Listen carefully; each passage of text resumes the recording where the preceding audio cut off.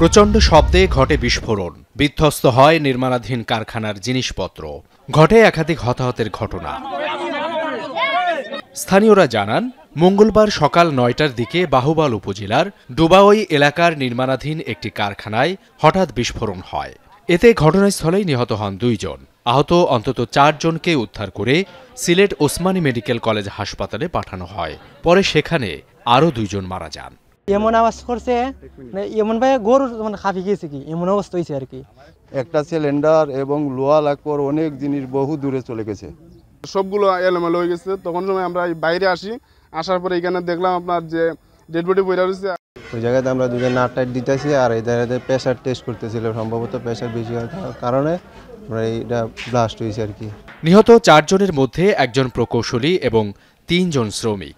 কারখানাটির gas লাইনের চাপ বেড়ে যাওয়ায় মেরামতের চেষ্টা করা হচ্ছিল বলে জানিয়েছে পুলিশ। টেকনিক্যাল কারণে হয়তো বিস্ফোরণ ঘটতে পারে বা কোনো কারণে ঘটছে সেটা আমরা এখনো জানি না। এখানে স্পটে ২ জন মারা গেছে আর উসমানী মেডিকেল কলেজ হাসপাতালে আর ২ জন মারা গেছে আর ২ জন চিকিৎসাধীন অবস্থায় আছে। কারখানাটিতে ডায়াপার ও সাবান সহ বিভিন্ন পণ্য তৈরির কার্যক্রম চলছিল বলে জানিয়েছেন এলাকাবাসী। এখন হবিগঞ্জ।